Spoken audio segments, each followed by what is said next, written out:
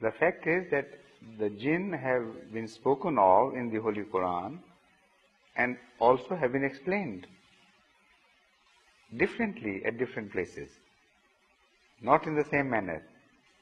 Some jinn are of different nature, some jinn are of different nature, some jinn are of such physical nature that they can be held in bondage under physical chains, like the jinns of Hazrat Sulaiman and Hazrat Dawood.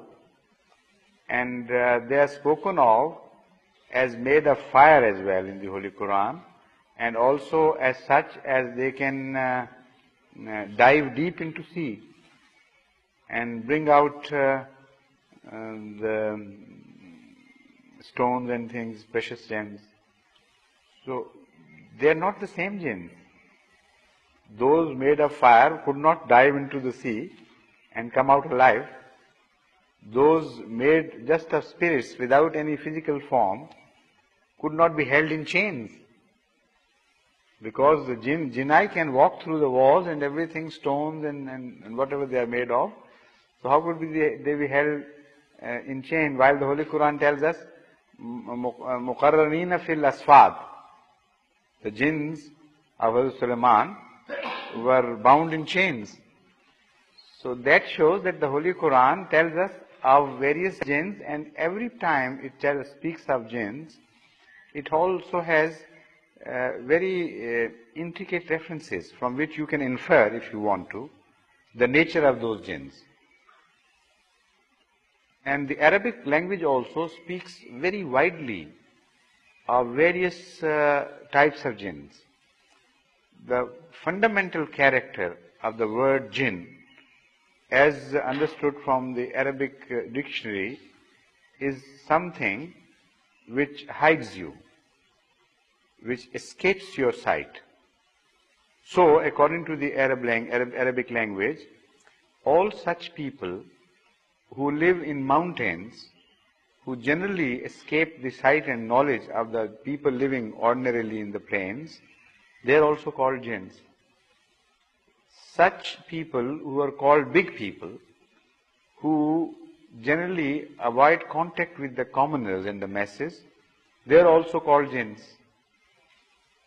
Even women are called jinns, those who observe parda, of course, not the ladies here, I mean, generally speaking, because the jinn, the character of the word jinn is missing here.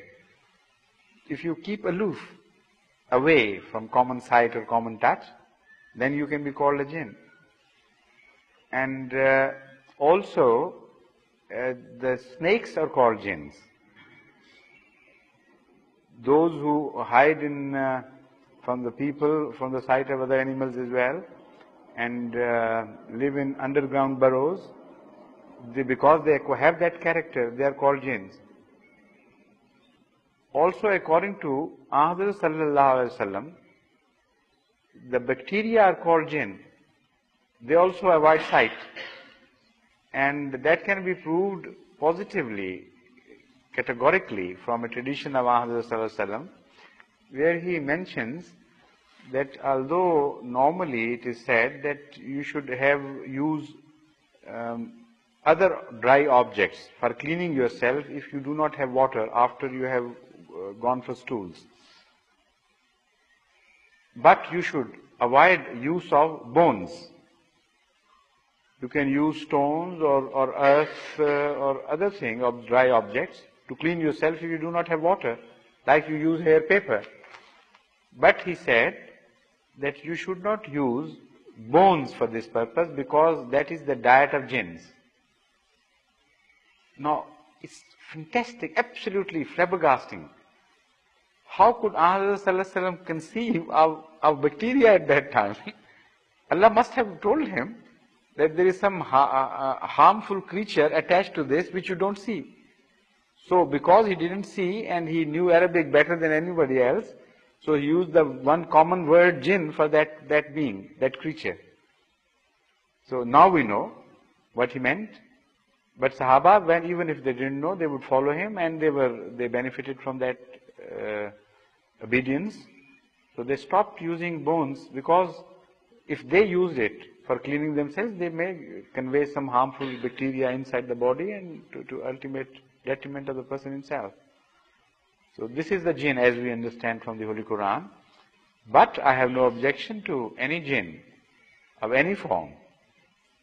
Most welcome. But I am not called upon by the Holy Quran to believe in them. Iman billah is a must. Iman bil kutab, that is the books, is a must.